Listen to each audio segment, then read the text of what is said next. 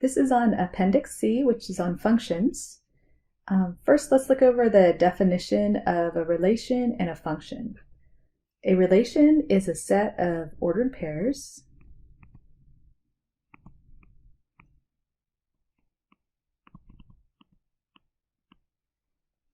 and a function is a relation in which for each distinct value of the first component, there is exactly one value of the second component.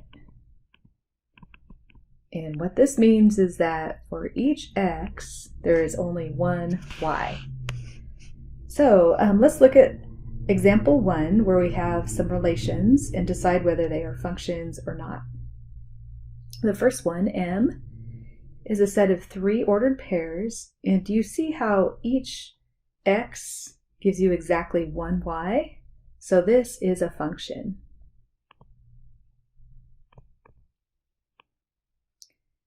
The relation N, here we have each x going exactly to one y, so this is also a function.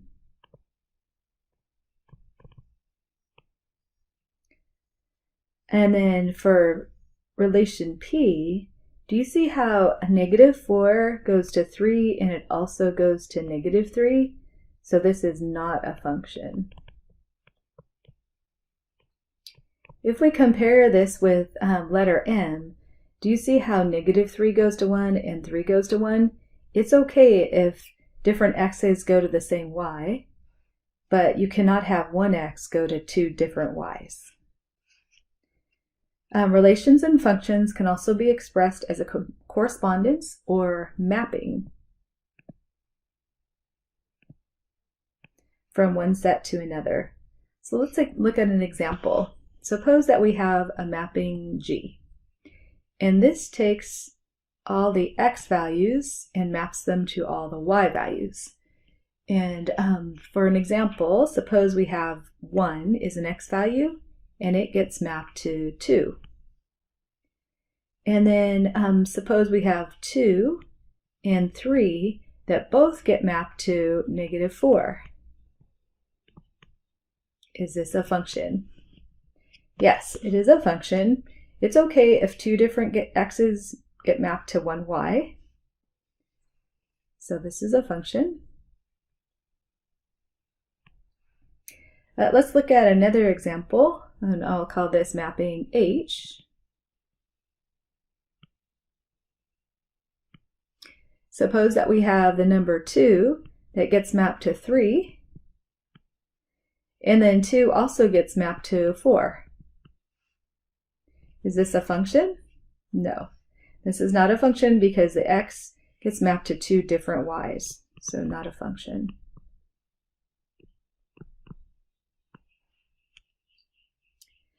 The next part of the section deals with domain and range. For every relation consisting of a set of ordered pairs, there are 2 important sets of elements. The set of all values of the independent variable,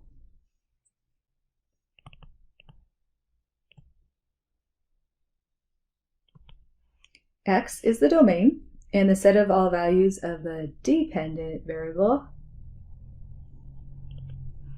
y is the range. So let's look at example 2, and I'm going to give you some illustrations of different ways that we can look at functions. So the first one, and I'll call this A.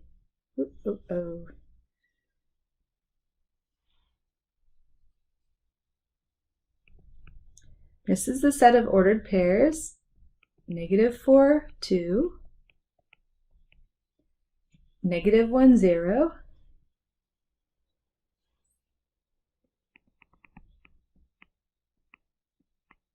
1, 2, and 3, 5. Let's first write the domain. The domain we can show with a capital D and then a colon. The set of numbers in the domain is the set of all x values or independent variables. That'd be -4, -1, 1, and 3. You don't have to write them in any specific order. The range is the set of all y values.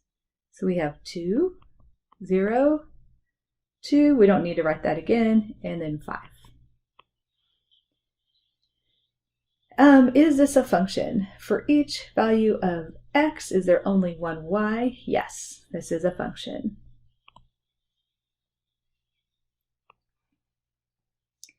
Let's look at a mapping for part B. Suppose that we have the number 1. It's an x value that gets mapped to 4. And then 2 gets mapped to 5 and 6. The domain is the set of all x values, the independent variables, which is 1 and 2. And then the range is 4, 5, and 6. So the set of all y values. Is this a function? No, it's not a function because 2 gets mapped to 5 and to 6, so this is not a function.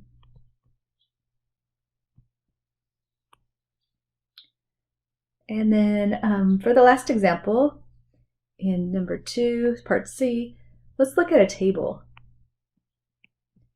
So we have the set of all x and y values. The x's are -3, 0, and 3, and then all the y values are 5. The domain is the set of all x values, or the independent variable.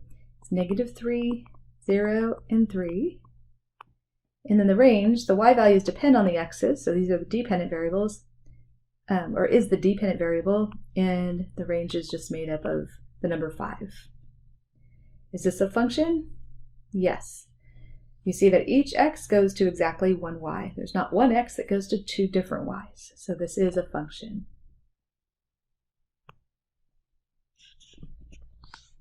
Now we want to give the domain and range of each relation when it's in a graph.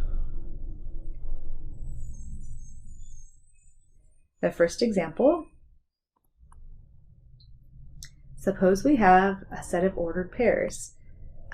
We have 3, 2, 3, -2, and -1, 2. The domain is the set of all x values. So what x values are here? We have -1, and then we have 3. The range is the set of all y values. So we have -2 and 2.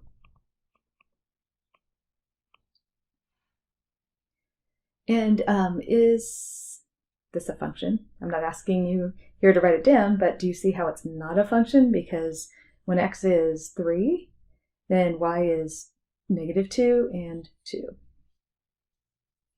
B. Suppose that we have a straight line that passes through 0, 0, and 1, 3.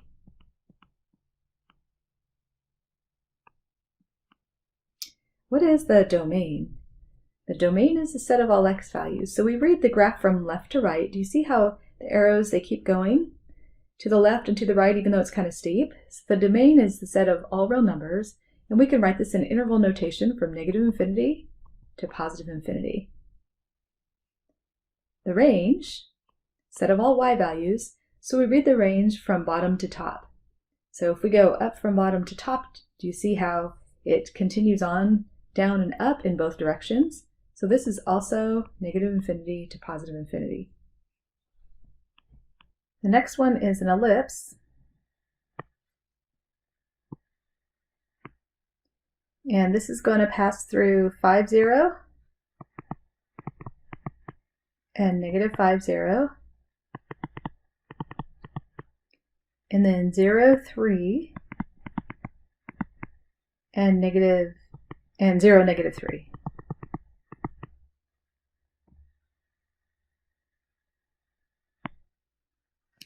So for the domain, the set of all x values, so we go from the left to the right. So leftmost x value is -5, and it includes it, so we put a bracket. all the way up to 5. And then for the range, we read that from bottom to top. The lowest y value is -3. We include that up to 3 and include that. So the domain you read from left to right, and the range you read from bottom to top. Let's do one more. For D, let's draw a parabola that passes through the point -2, 3. And let's make that point the vertex, so that'll be the highest point of the parabola.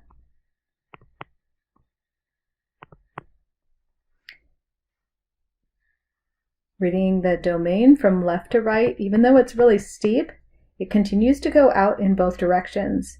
So from left to right, we're going from -infinity up to +infinity. So all real numbers for the domain. For the range, we read that from bottom to top. So it keeps going down, so that's going to be -infinity up to 3. It includes the 3, so we put a bracket. So those are the domains and ranges of those functions.